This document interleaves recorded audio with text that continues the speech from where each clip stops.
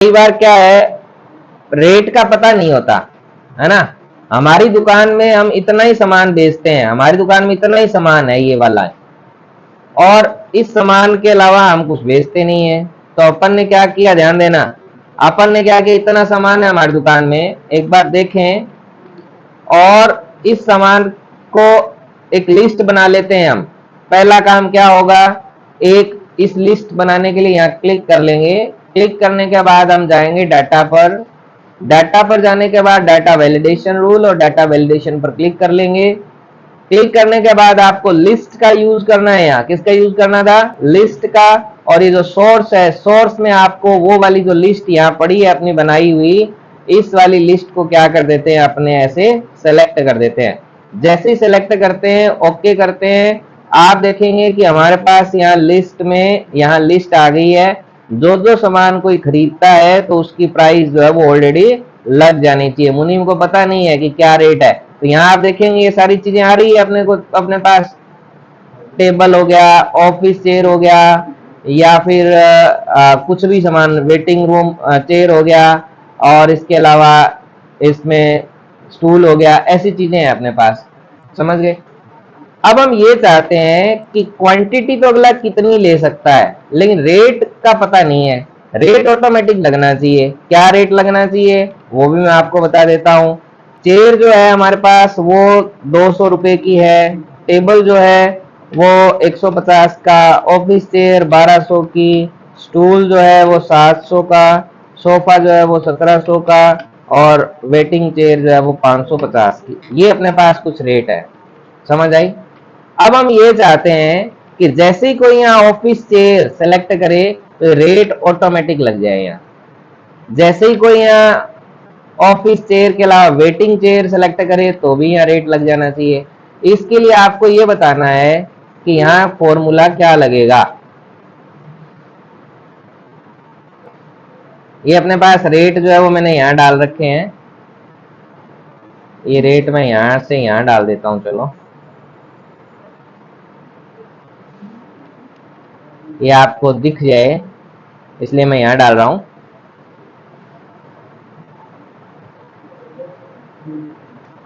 आइए, अब अपने को ये बताना है कि जैसे ही कोई चेयर या कोई भी चीज सेलेक्ट करे तो उसका रेट ऑटोमेटिक लग जाए। यहाँ ऐसा करने के लिए कौन सा फॉर्मूला होगा,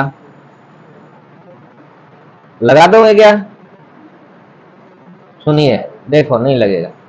इज इक्वल टू इफ, अपन ने कहा कि यदि ये वाला यानी कि B6 बराबर क्या हो, B6 बराबर चेयर हो, देन कितने रुपए लग जाए यहाँ, 200 रुपए, कोमा इफ B6 बराबर यदि चेयर ने होके और टेबल हो तो कितने रुपए लग जाए, 150 रुपए, कोमा इफ B6 बराबर यदि ऑफिस चेयर नहीं है क्या, वेटिंग चेयर है क्या, अच्छा वेटिंग चेयर के पैसे ऑफिस चेयर कर देते हैं एक बार, ऑफिस चेयर हो देन 1200, और इफ B6 बराबर यदि स्टूल हो देन 700, कोमा इफ B6 बराबर, ये फॉर्मूला आ गया तो फिर आ ही जाता है सारा, सोफा हो then 700, comma 1700, comma if waiting chair हो देन 550। ये फॉर्मूला था अपने पास, सिंपल सा फॉर्मूला है।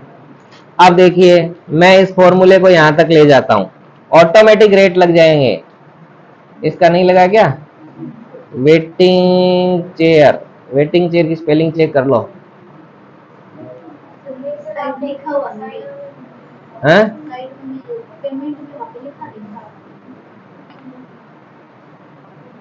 कहाँ नहीं लिखा था? अच्छा अच्छा, वेटिंग चेयर है ना ये रही, उसमें ली नहीं थी क्या? फॉर्मूले में लिखाया नहीं क्या? अच्छा, इफ यहाँ वो बताया ही नहीं। आप ऐसे गलती पकड़ा करो, B6 इज इक्वल टू किसके बराबर हो? वेटिंग चेयर B6 के बराबर हो। आप देखिए ये अपने पास सारी वैल्यूज आ गई। अब यहाँ कुछ है नहीं तो आप जैसे ही सिलेक्ट करें, जरूरी नहीं है ऑफिस चेयर ही सिलेक्ट करो। यहाँ अगर आपने सोफा सेट किया है तो 1700 रुपये हो गए। अगर आपने यहाँ कोई और चीज सेट की है, यहाँ स्टूल सेट किया है तो इतने रुपए हो गए। यहाँ फिर आपने स्टूल और ले लिया है या फिर आपने वेटिंग चेयर और ले ली तो इसके रुपए हो गए। अगर आपने यहाँ मतलब जो जो चीजें खरीदी है वैसे वैसे इसकी अमाउंट लग रही है। मुनीम को बताने की जरूरत है क्या कौन सी चीज कितने रुपए की है? और जैसे बिल काटेगा सोफा लिखेगा ऑटोमेटिक यहाँ लगे हुए आ जाएंगे कि 1700 रुपये है। कितनी क्वांटिटी खरीद रहे हो? 8 क्वांटिटी, 5, 7, 9, 7, 5, ऑटोमेटिक क्या बन गया? पूरा का पूरा बिल बन गया। उसकी टोटल अमाउंट आ गई, जीएसटी लग गई और हमने जो रूल दे रखा है उसके हिसाब से इसको डिस्काउंट भी मिल गया। सारी चीजें इसके पास ऑटोमेटिक। अब आपको कुछ भी नहीं करना। अगला कोई आया कि क्या खरीदना चाहता है वो आपने यहाँ सेलेक्ट किया, जैसे ही सेलेक्ट करेंगे ऑटोमेटिक उसकी क्वांटिटी दे दीजिए। क्वांटिटी देते ही आपका बिल तैयार हो जाएगा ना बिल तैयार। ये फॉर्मूला यहाँ जो आपने फॉर्मूला लगाया था आ जाएगा क्या आपको? आ जाएगा सबको?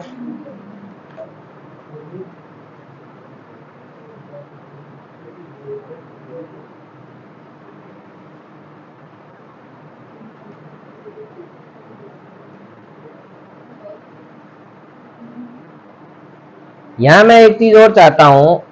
मैं यहाँ चाहता हूं कि टोटल कितने आइटम खरीदे गए हैं। टोटल टोटल कितने आइटम खरीदे गए ये हमें बताना है कि टोटल आइटम कितने खरीदे गए। तो कौन बताएगा टोटल आइटम कि सोफा ऑफिस चेयर ये सारी जो चीजें खरीदी गई है वो टोटल आइटम कितने हो जाते हैं इसके? वो मान लीजिए यहीं लगा लेते हैं टोटल। एक बार है ना ऐसे फिर से मर्ज करोगे तो अनमर्ज हो जाएगा। और हम यहाँ चाहते हैं कि यहाँ लिखा है टोटल, ये टोटल आइटम हमें पता करना है कितने आइटम खरीदे गए टोटल।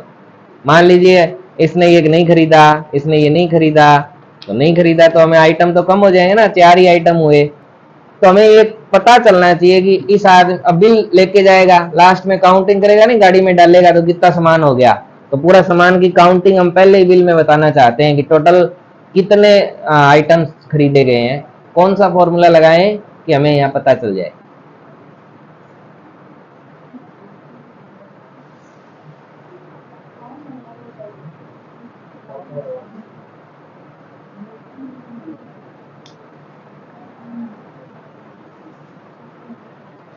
कोई स्टूडेंट बताएं भाई।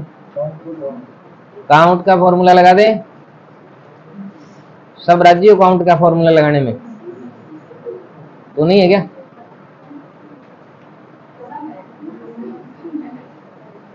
सम है क्या?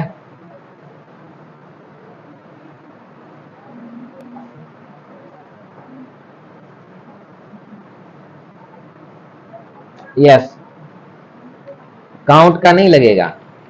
काउंट लगाने से तो नंबरों को काउंट करता है, पहले दिन बता दिया था। काउंट ए लगाएंगे, काउंट ए, और अपन इसमें इसको सेलेक्ट कर देंगे। मतलब इतना है, आपने कहा इसमें 4 आइटम है टोटल। कितने आइटम खरीदे गए हैं? 4 आइटम खरीदे गए हैं।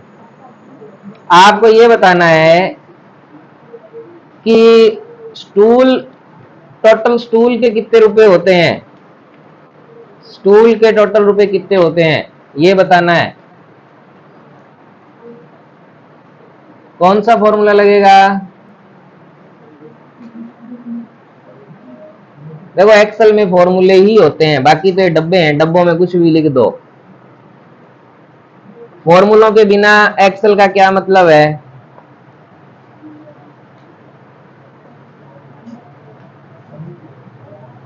कौन सा लगेगा? सम इफ। Very good. कौन सा फॉर्मूला लगेंगे? सम इफ। सम इफ हमें टोटल अमाउंट निकालनी है। सम इफ में अपन ने ऐसे लिख दिया और कॉमा लगा दिया, स्टूल को सिलेक्ट कर दिया, कॉमा लगा दिया, और रिजल्ट जो सम करना है वो हमें टोटल अमाउंट का करना है। आ जाएगा अपने पास 11,200 रुपए के खरीदे गए हैं स्टूल। भाई यहाँ मैंने क्या किया है, यही तो फॉर्मूला लगाया B6 में, B11 B9 इसलिए लगाया कि स्टूल, ये B9 लगाने के बजाय यहाँ स्टूल का नाम लिख दो, तो एक ही बात होती है, यहाँ स्टूल लिख दो तो भी वही आंसर आना। ये लिखवाए हुए हैं सारे फॉर्मूले, आपको बहुत बार लिखवा चुके। बस आपको ऐसे तुरंत दिमाग में आना चाहिए कि इसके लिए कौन सा फॉर्मूला लगेगा।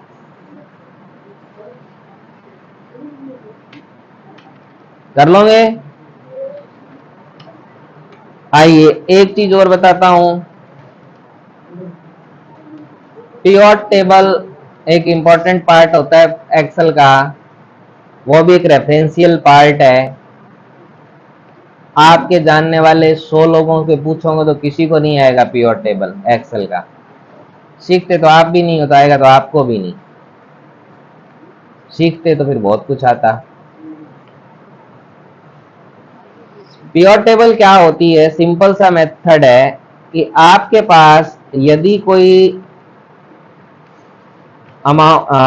कोई सीरियल नंबर है, कोई आइटम है, उसका रेट है और उसकी कंपनी है, ये सब चीजें हैं। सीरियल नंबर 1 2,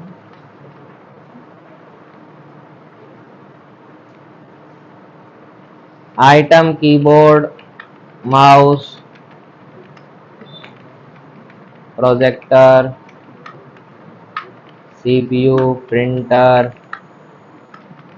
एलसीडी, स्पीकर और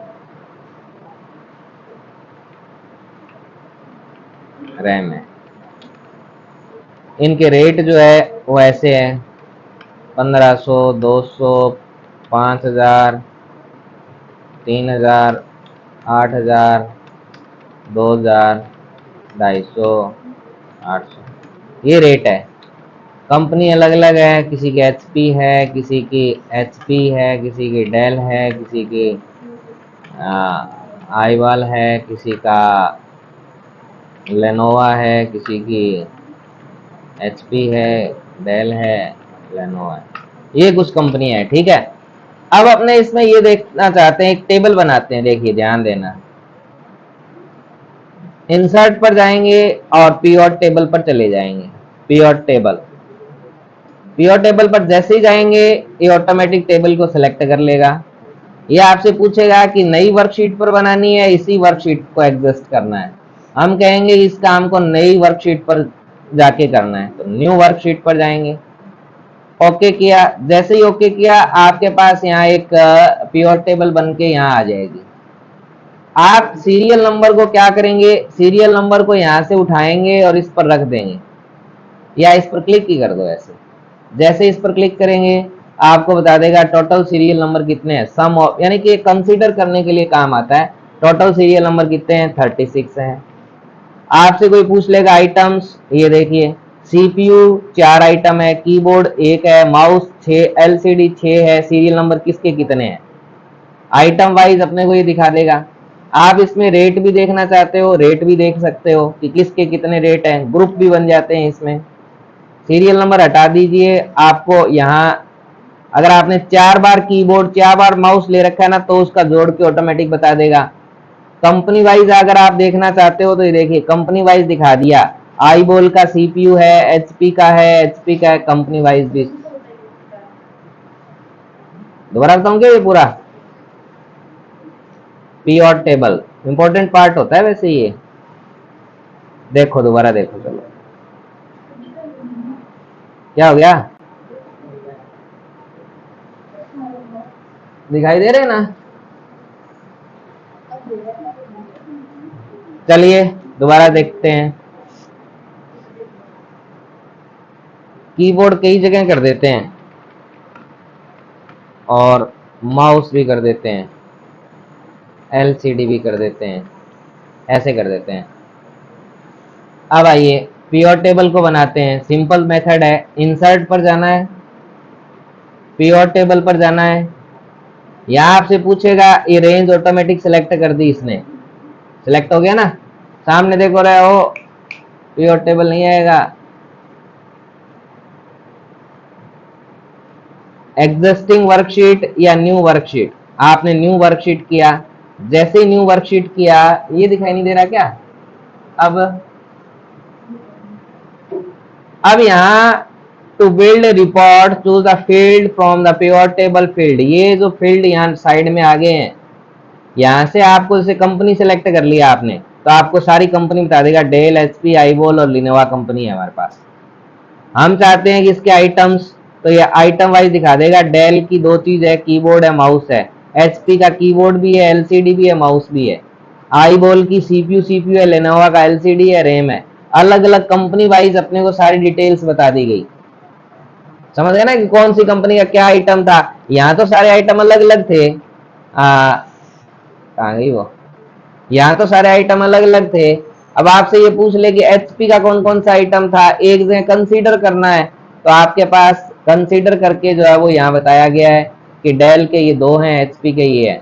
आप इसके रेट भी पता कर सकते हो, ये रेट भी बता देगा कि एचपी के टोटल 3700 रुपए का सामान है, एचपी का। डेल का 5200 का है, आईवोल का 3000 का। इसमें सीपीयू खरीदा गया है। बहुत ही कंसीडर कर रहा है, मतलब प्योर टेबल डाटा को कंसीडर करने के काम आ रहा है। यहाँ किसी भी डाटा को कंसीडर करना है या फिर डाटा को नॉर्मलाइज करना है, नॉर्मलाइज करने करके देखने के लिए प्योर टेबल का इस्तेमाल किया जाता है। तो ये प्योर टेबल कंपनी नेम या कैसे भी आप इसको ऐड कर सकते हो। अगर हम कंपनी हटा देते हैं तो आपको देखो कीबोर्ड के टोटल 6500 रुपए होते हैं, सीपीयू के 3000 रुपए होते हैं। पहले अलग अलग थे, अब सारे जोड़ के बता देगा, और टोटल आपका 20,750 रुपए का बिल जो है वो इसका बनता है। ऐसा करने के लिए प्योर टेबल का यूज किया जाता है। तो प्योर टेबल डाटा को कंसीडर करने के लिए, डाटा को सेट करने के लिए या डाटा को नॉर्मलाइज करने के लिए किसका प्रयोग किया जाता है? प्योर टेबल का प्रयोग किया जाता है। कुछ नहीं है, खाली प्योर टेबल पर क्लिक किया, ऑटोमेटिक बन जाती है। पकड़ क्लिक करना है, क्लिक करके जैसे डाटा आप चाहते हो, जिस तरह से कंडीशनल डाटा चाहते हो, उसी तरह से आपको यहाँ डाटा दिखाई दे देता है। तो ये था प्योर टेबल का यूज करना। इसको आप डिजाइन, इसमें काफी सारे दिए गए हैं, आप इनका भी प्रयोग कर सकते हैं। और एक्सेल, वैसे मैं आपको बता दूं कि एक्सेल इतना होता है कि कभी खत्म नहीं हो सकने वाला होता है भाई। एक्सेल में आप कोडिंग भी कर सकते हो, व्यू कोड पर जाकर ऐसे कोडिंग भी की जा सकती है। एक्सेल में आप बटन्स का भी यूज कर सकते हो, बटनों का यूज किया जा सकता है, या एक्टिवेट कोई भी कंट्रोल यहाँ यूज कर सकते हो। जैसे एग्जांपल के लिए, अगर आप यहाँ कोई बटन यूज करना चाहते हो तो ऑफिस बटन, जैसे ही ऑफिस में जाएंगे, कस्टमाइज में जाएंगे, तो यहाँ आपके पास बहुत सारे जो है वो टूल्स, आपको और भी ज्यादा टूल्स उपलब्ध होते हैं। इसमें कहीं आपके पास होगा,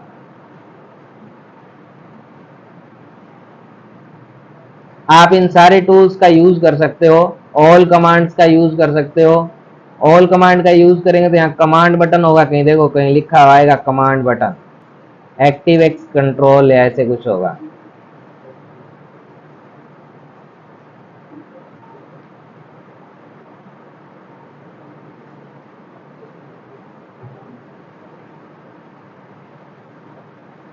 कमांड बटन ये है ना, ये मैं यहाँ ले आया, ओके किया, आप देखेंगे एक नया टूल ऐड हो गया ये रहा।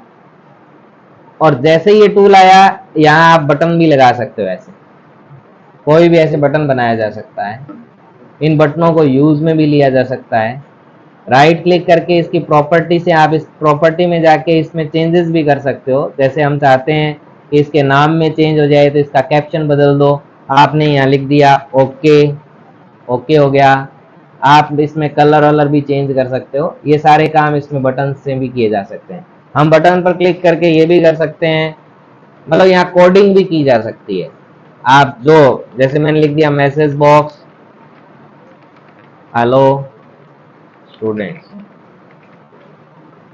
आपने ये लिखा है और इसको रन किया। जैसे ही रन करोगे ओके, आप कभी भी अगर अभी नहीं तो कैसे,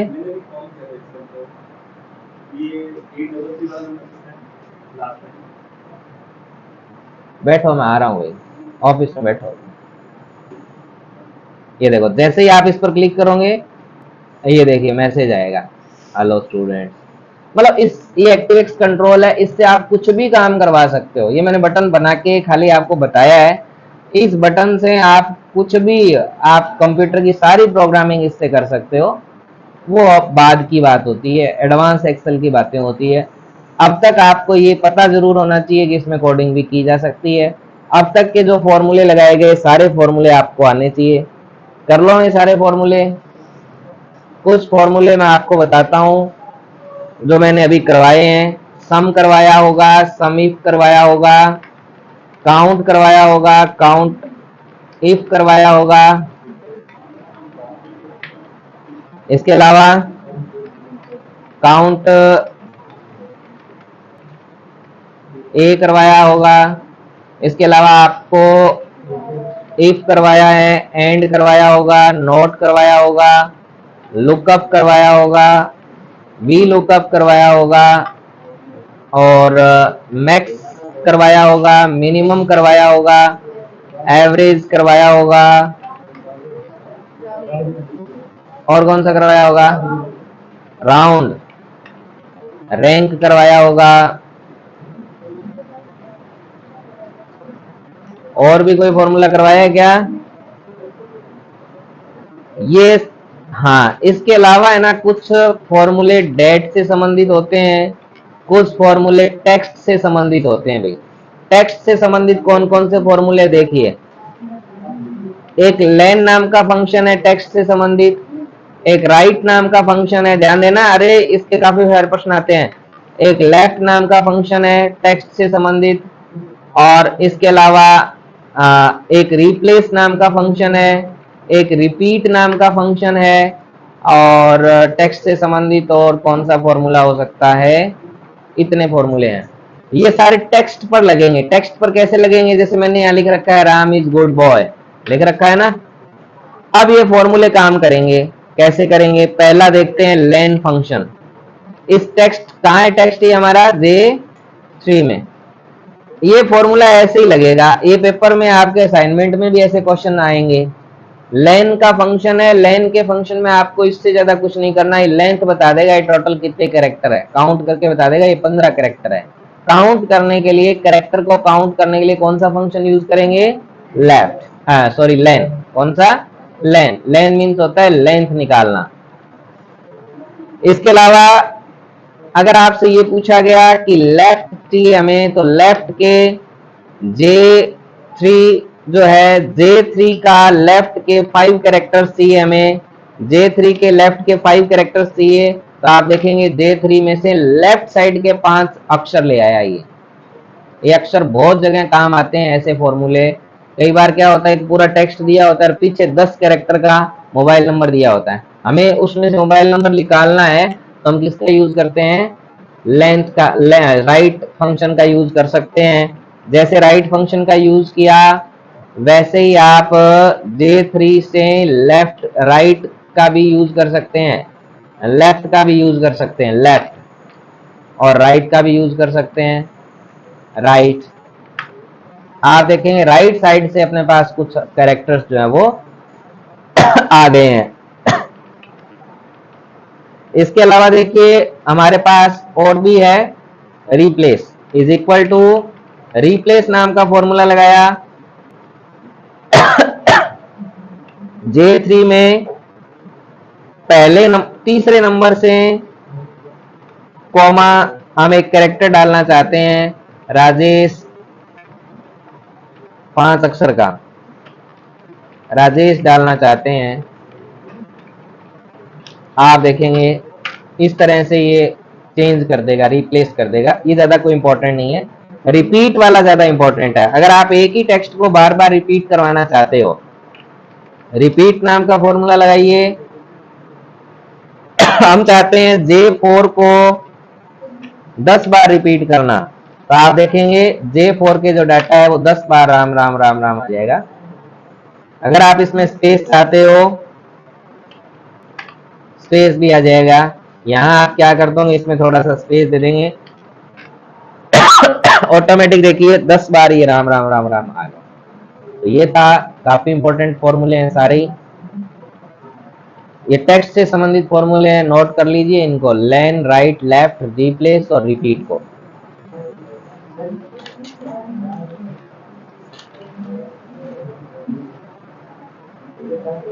नोट कर लिए वो, जाओ जाओ फिर।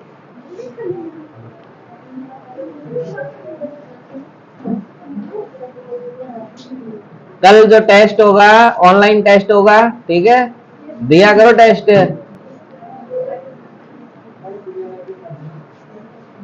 ऑन रिकॉर्ड टेस्ट होते हैं आपके, कभी भी निकाला जा सकता है किस बच्चे कितने नंबर आए।